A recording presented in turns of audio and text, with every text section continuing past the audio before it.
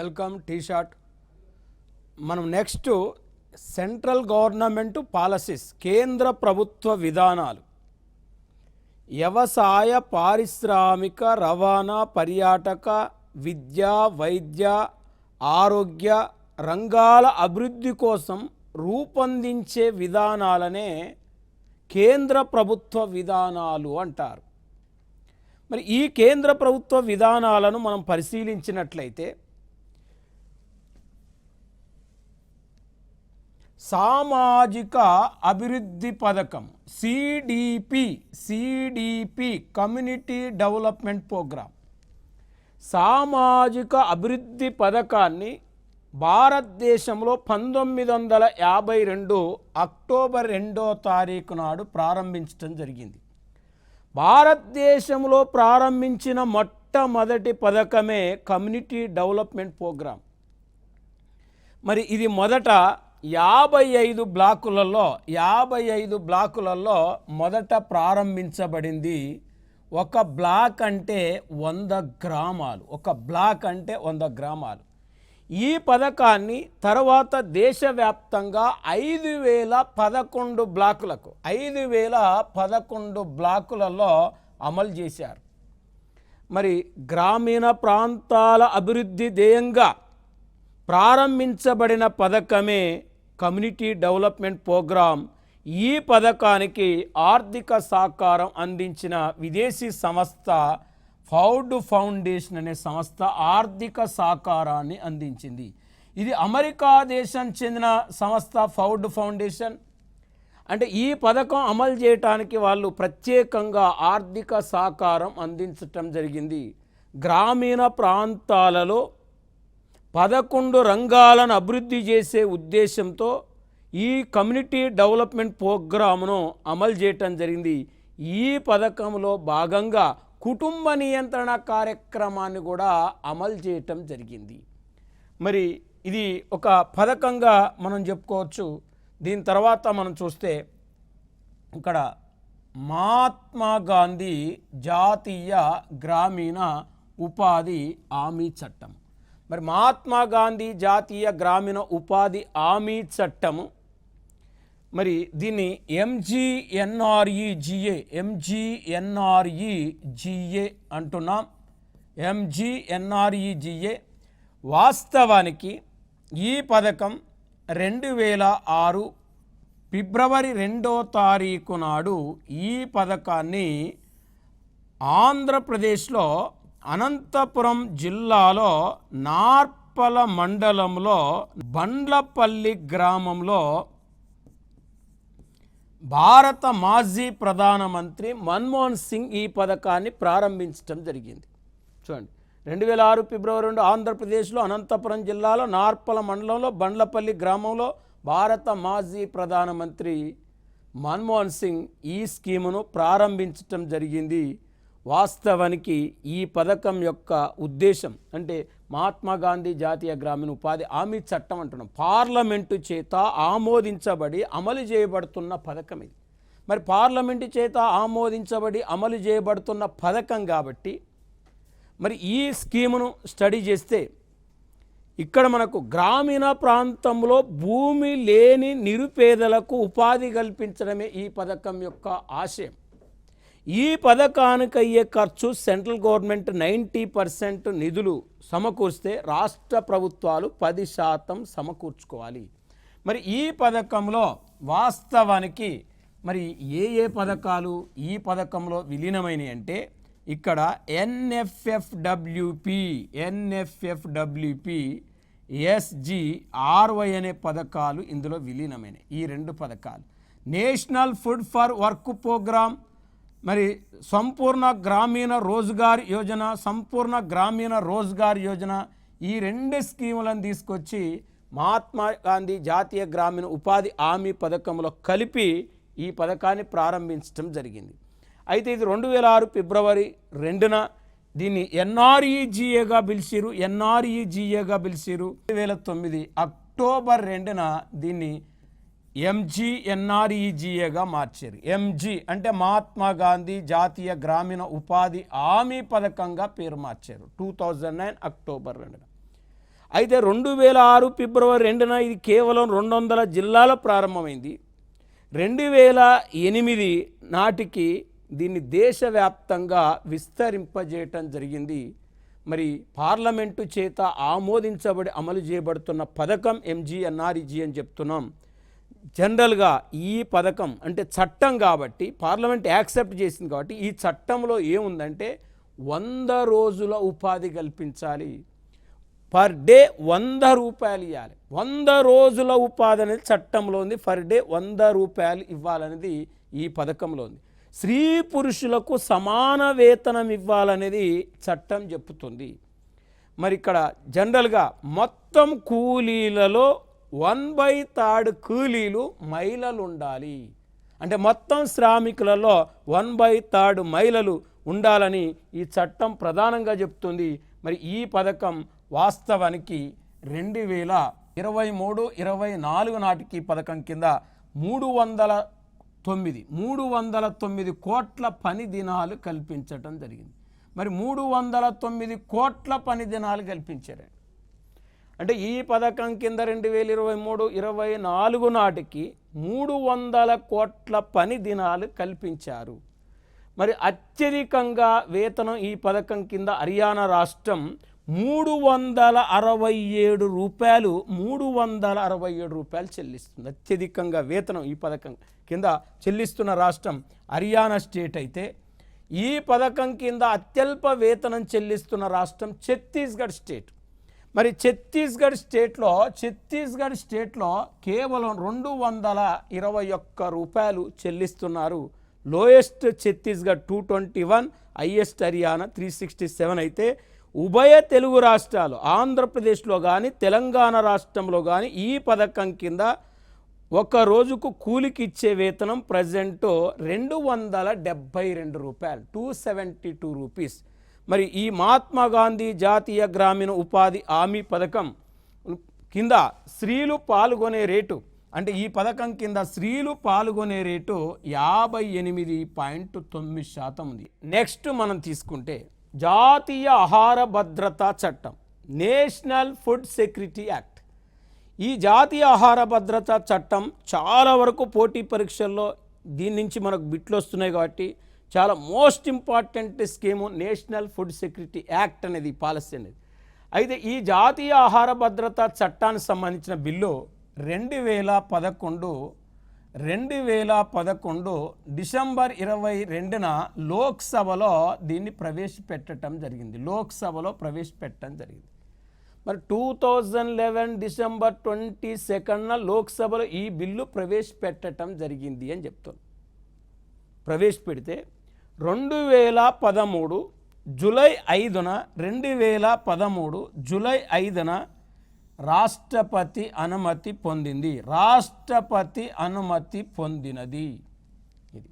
అయితే దీనిని 2013 సెప్టెంబర్ 12 నుంచి ఈ చట్టాన్ని 2013 సెప్టెంబర్ 12 నుంచి ఈ చట్టాన్ని అమలు చేస్తున్నారు.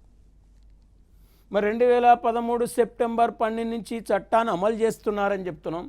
వాస్తవానికి ఈ పథకం యొక్క ఉద్దేశం ఏంటంటే గ్రామీణ ప్రాంతంలో 75% మందికి, పట్టణ ప్రాంతంలో 50% మంది ప్రజలకు ఆహార భద్రత కల్పించాలి. అంటే ఫుడ్ సెక్యూరిటీ కల్పించాలనే లక్ష్యంతో ఈ పథకాన్ని ప్రారంభించారు.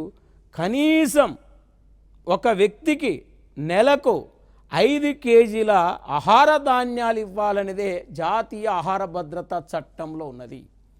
మరి కేజీ బియ్యం 3 రూపాయలు మించకుండా, కేజీ గోధుమలు 2 రూపాయలు మించకుండా, కేజీ జొన్నలు ముతక ధాన్యాలు 1 రూపాయి మించకుండా ఇవ్వాలనేది ఈ చట్టం చెప్తుంది. ఈ చట్టంలో ప్రధానంగా ఏముంది అంటే మధ్యాహ్న భోజన పథకం కూడా ఈ చట్టంలో భాగమే. తర్వాత పీడిఎస్ కూడా ఈ పథకంలో భాగమే. ఐసిడిఎస్ కూడా ఈ పథకంలో భాగమే. ఎంఎంపి అంటే మిడ్ డే మీల్స్ ప్రోగ్రామ్ కూడా ఆహార భద్రతా చట్టంలో భాగం. ప్రజా పంపిణీ వ్యవస్థ పబ్లిక్ డిస్ట్రిబ్యూషన్ సిస్టమ్ కూడా మనకు జాతీయ ఆహార భద్రతా చట్టంలో భాగం. ఇంటిగ్రేటెడ్ చిల్డ్రన్ డెవలప్మెంట్ స్కీమ్ సమీకృత పిల్లల అభివృద్ధి పథకం కూడా ఈ చట్టం అంటే ఇది కూడా దీంట్లో భాగమే. మరి ఇవి జనరల్గా మనం ఒక్కసారి చూస్తే జాతీయ ఆహార భద్రతా చట్టం అనేది మనకు ఇంపార్టెంట్, ఇది మనం గుర్తుపెట్టుకోవాలి. ఇక నెక్స్ట్ మనకు ప్రభుత్వ విధానాలను అధ్యయనం చేసినట్లయితే దీన్ దయాళ్ ఉపాధ్యాయ అంత్యోదయ్ యోజన. దీన్ దయాళ్ ఉపాధ్యాయ అంత్యోదయ్ యోజన అనేది వాస్తవానికి 2014 సెప్టెంబర్ 25న ఈ స్కీమును ప్రారంభించటం జరిగింది. ఈ స్కీమును ప్రారంభించటం జరిగిందంటే వాస్తవానికి SJSRY, SGSY అని 2 స్కీములు ఉన్నాయి. స్వర్ణ జయంతి షహరీ రోజ్గార్ యోజన, స్వర్ణ జయంతి గ్రామ స్వరాజ్ గార్ యోజన. ఇది 97లో లాంచ్ చేశారు, దీన్ని 99లో లాంచ్ చేశారు. దీన్ని 2013వ సంవత్సరంలో నేషనల్ అర్బన్ లైవ్లీహుడ్ మిషన్గా పేరు మార్చారు. దీనిని 2011లో నేషనల్ రూరల్ లైవ్లీహుడ్ మిషన్గా పేరు మార్చారు. చూడండి, అంటే స్వర్ణ జయంతి షహరీ రోజ్గార్ యోజన స్కీమ్ 97లో లాంచ్ అయింది. స్వర్ణ జయంతి గ్రామ స్వరాజ్ గారి యోజన స్కీమ్ 1999లో లాంచ్ చేశారు. దీన్ని 2011లో నేషనల్ రూరల్ లైవ్లీహుడ్ మిషన్గా పేరు మార్చితే దీన్ని నేషనల్ అర్బన్ లైవ్లీహుడ్ మిషన్గా పేరు మార్చారు. ఈ 2 పథకాలను దీన్ దయాళ్ ఉపాధ్యాయ అంత్యోదయ యోజనలో కలిపేయటం జరిగింది.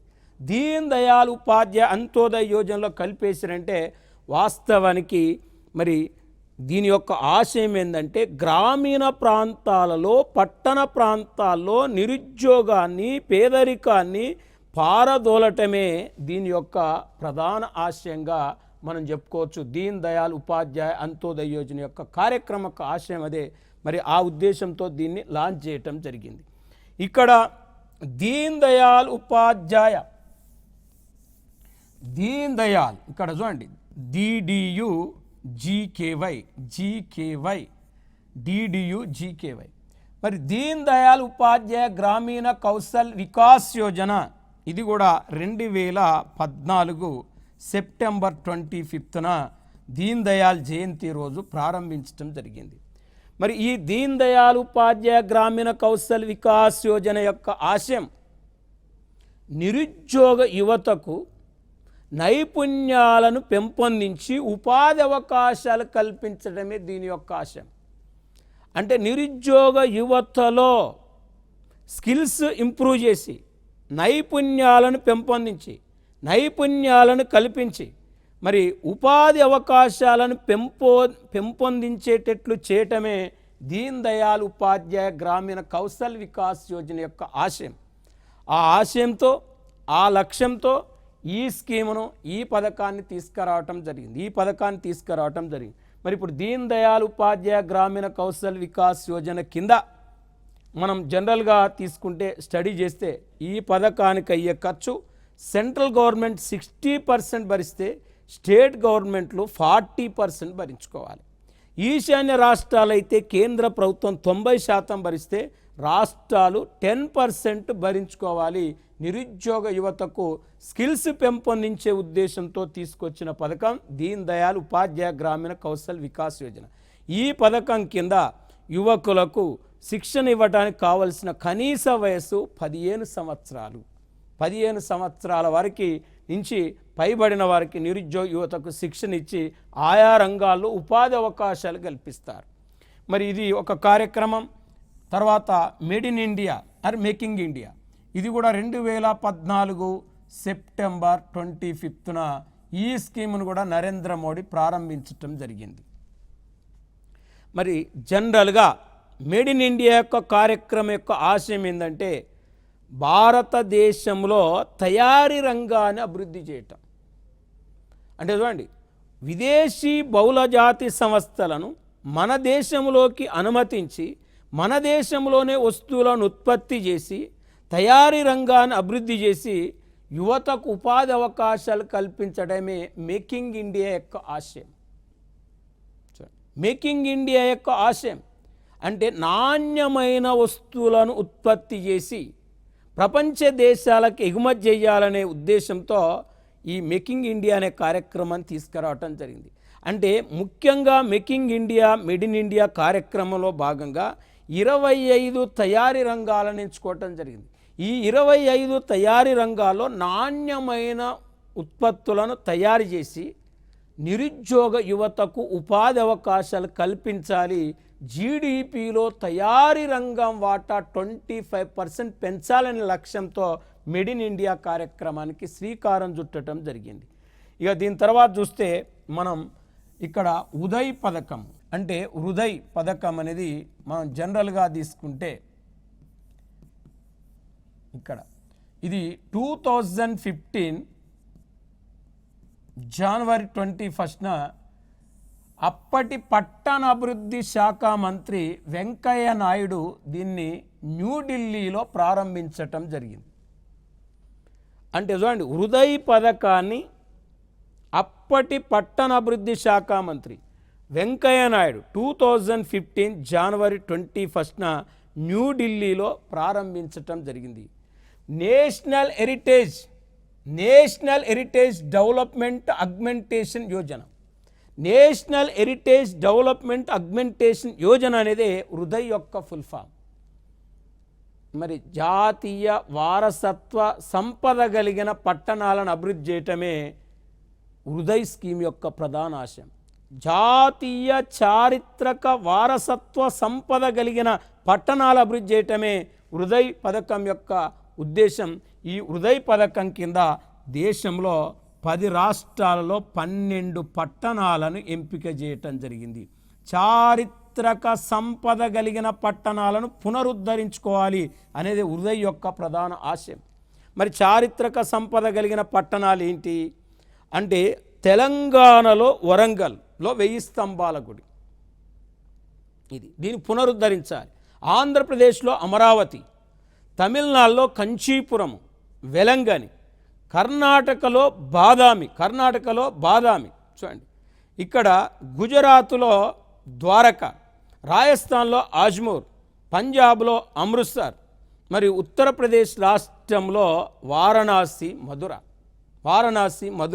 మరి జనరల్గా మనం ఒక్కసారి చూస్తే ఒడిస్సాలో పూరి, బీహార్లో గయా, ఇలాంటి 12 పట్టణాలు, చారిత్రక వారసత్వ కలిగిన 12 పట్టణాలను మొత్తానికి 10 రాష్ట్రాల నుంచి ఎంపిక చేయటం జరిగింది హృదయ్ పథకం కింద. మరి ఇది స్కీము. ఇక బేటీ బచావో బేటీ పడావో పథకాన్ని మనం తీసుకుంటే ఇక్కడ ఈ పథకాన్ని 2015 జనవరి 22వ తారీఖు నాడు భారత ప్రధానమంత్రి నరేంద్ర మోడీ హర్యానా రాష్ట్రంలో పానీపట్లో దీన్ని ప్రారంభించటం జరిగింది. పానీపట్లో ప్రారంభించటం జరిగింది. హర్యానా రాష్ట్రంలోని పానీపట్లో 2015 జనవరి 22న మరి బేటీ బచావో బేటీ పడావో అనే ఒక స్కీము లాంచ్ చేయటం జరిగింది. మరి ఈ పథకం యొక్క ఆశయం ఏంటిది అంటే బాలికల నిష్పత్తిని పెంచాలి, సెక్స్ రేషియోని పెంచాలి, స్త్రీ నిష్పత్తిని పెంచాలి. అంటే ఈ పథకం కింద దేశవ్యాప్తంగా 100 జిల్లాలను ఎంపిక చేయటం జరిగింది. ప్రతి రాష్ట్రము ప్రతి కేంద్రపాలిత ప్రాంతం నుంచి కంపల్సరీ ఒక జిల్లాని ఎంపిక చేశారు. ప్రతి రాష్ట్రం నుంచి ఒక జిల్లా కంపల్సరీ ఉంది, ప్రతి కేంద్రపాలిత ప్రాంతం నుంచి ఒక జిల్లా ఉంది. అంటే ఈ పథకాన్ని మొత్తం 3 దశల కింద 100 జిల్లాలను ఎంపిక చేశారు. మొదటి దశ కింద వాస్తవానికి 87 జిల్లాలు, రెండో దశ కింద 8 జిల్లాలు, మూడో దశ కింద 5 జిల్లాలు. మరి 87 ప్లస్ వాస్తవం తీసుకుంటే 95 ప్లస్ 100 జిల్లాలు. 3 దశల్లో 100 జిల్లాలను ఎంపిక చేశారు. బేటీ బచావో బేటీ పడావో పథకం యొక్క ఎంబ్లం బాలికా స్మైలింగ్. దాన్ని రాఘవేంద్ర రూపొందించటం జరిగింది. మొత్తం 3 దశల్లో ఎంపిక చేశారంటే ఈ 3 దశలు ఏంటంటే 2011 ప్రకారం మన దేశంలో 1000 మంది పురుషులుంటే 943 మంది స్త్రీలు ఉన్నారు. ఇది 940. ఈ మొదటి దశలో జాతీయ స్థాయి కంటే స్త్రీ నిష్పత్తి తక్కువ 87 జిల్లాలు ఎంపిక చేశారు. అంటే జాతీయ స్థాయి కంటే స్త్రీ నిష్పత్తి తక్కువ అంటే 941, 940, 942, 930 ఇట్లా స్త్రీ నిష్పత్తి తక్కువ. ఇంతకంటే స్త్రీ నిష్పత్తి తక్కువ 87 జిల్లాలు మొదటి దశలో ఎంపిక చేశారు. రెండవ దశలో జాతీయ స్థాయి కంటే స్త్రీ నిష్పత్తి ఎక్కువండి కూడా అంటే 960, 950, 945, 940 అట్లుండి కూడా క్రమక్రమంగా తగ్గుతున్న జిల్లాలు 8 జిల్లాలు సెలెక్ట్ చేశారు. మూడో దశలో జాతీయ స్థాయి కంటే స్త్రీ నిష్పత్తి ఎక్కువండి కూడా క్రమక్రమంగా పెరుగుతున్న జిల్లాలంటే దీని దగ్గర 944, 940 అట్లా క్రమక్రమంగా పెరుగుతున్న 5 జిల్లాలను సెలెక్ట్ చేశారు.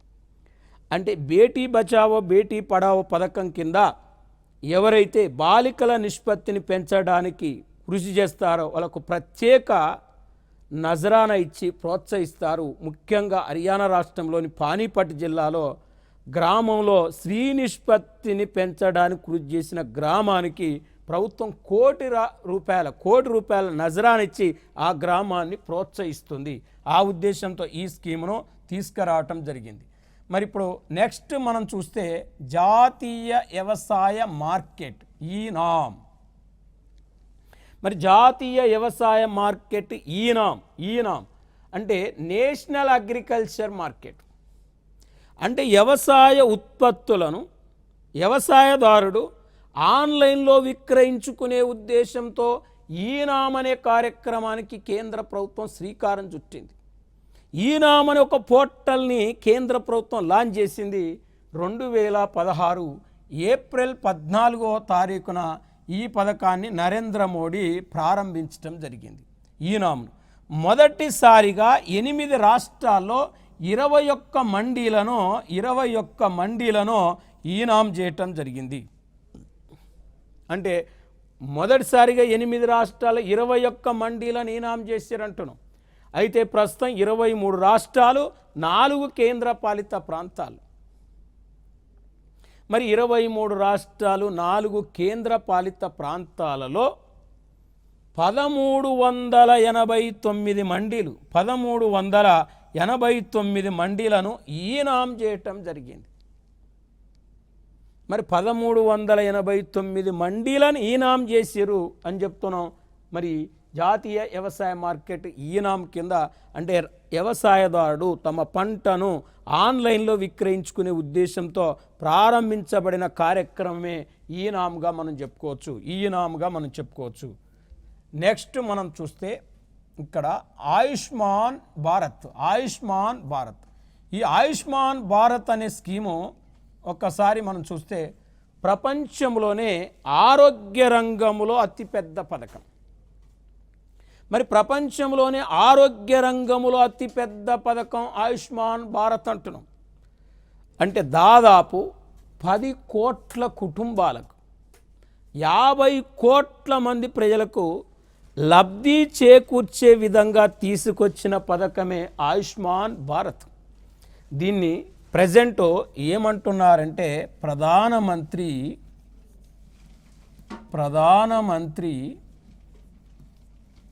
జన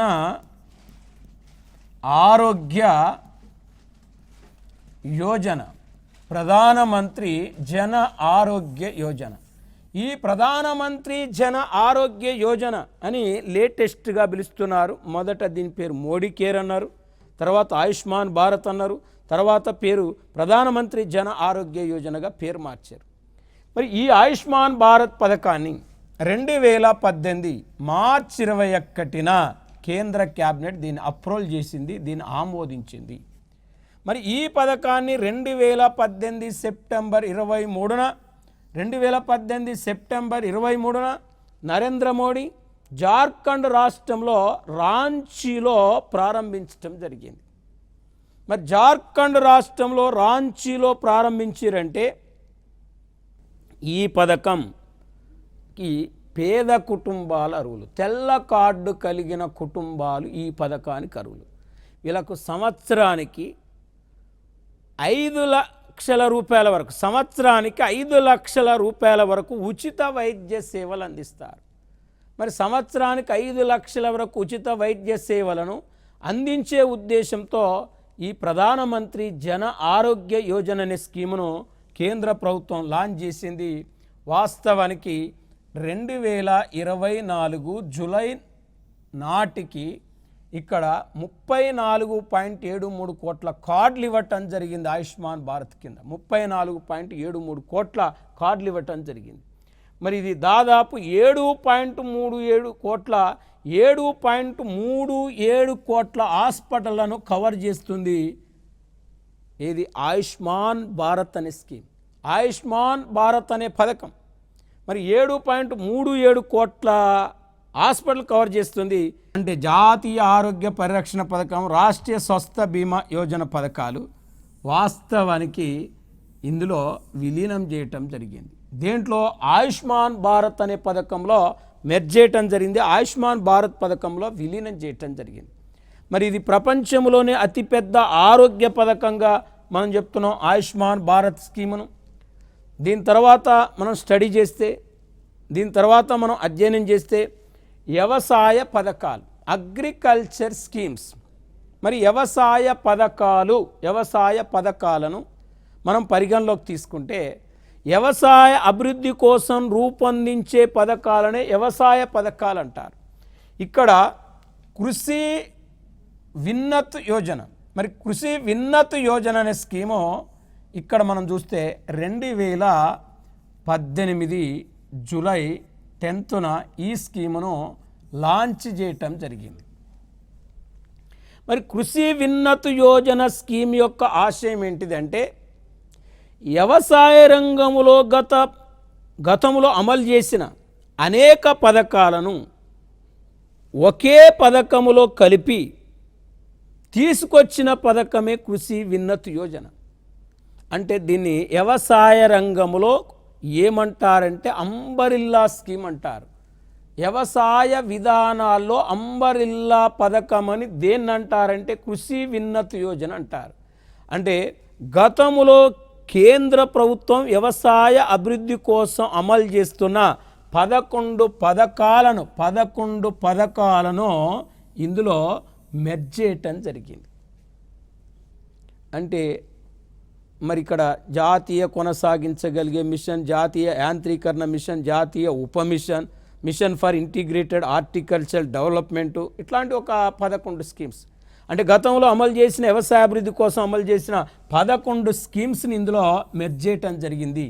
అంటే కృషి విన్నత్ యోజన యొక్క ఆశయం, దీని యొక్క ఉద్దేశం ఏంటంటే వ్యవసాయ రంగంలో హరిత విప్లవాన్ని, అంటే వ్యవసాయ రంగంలో వచ్చిన విప్లవాన్నే హరిత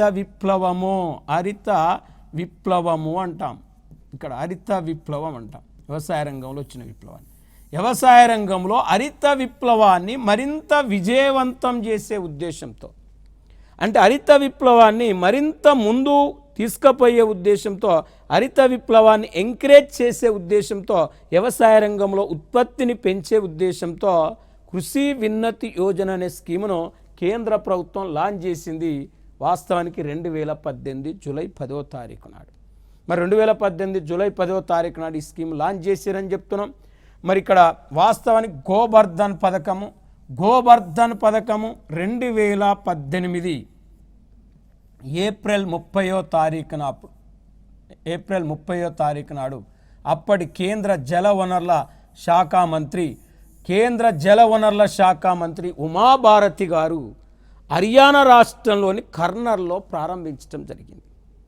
మరి హర్యానా రాష్ట్రంలోని కర్నల్లో ప్రారంభించింది అని చెప్తున్నాం. వాస్తవానికి ఈ గోబర్ధన్ పథకం యొక్క ఉద్దేశం ఏంటంటే గ్రామీణ ప్రాంతంలోని ప్రజలకు జీవనోపాధిని కల్పించడం. గ్రామీణ ప్రాంతంలోని ప్రజల జీవనోపాధిని కల్పించడం అంటే గ్రామీణ ప్రాంతంలో పశువుల యొక్క వ్యర్థాలను ఉపయోగించి సేంద్రియ ఎరువుల తయారీని, అంటే సేంద్రియ ఎరువుల ఉత్పత్తిని ప్రోత్సహించి గ్రామీణ ప్రజలకు జీవనోపాధిని కల్పించడానికి తీసుకొచ్చిన పథకం పేరే మనకు గోబర్ధన్ పథకంగా మనం చెప్పొచ్చు. అయితే ఇప్పుడు మనకు కృషి విన్నత్ యోజన, గోబర్ధన్ పథకము, ఈ 2 వ్యవసాయ పథకాల గురించి మనం తెలుసుకున్నాం. నెక్స్ట్ వ్యవసాయ పథకాల గురించి మనం నెక్స్ట్ క్లాస్లో నెక్స్ట్ వీడియోలో తెలుసుకుందాం. Thank you.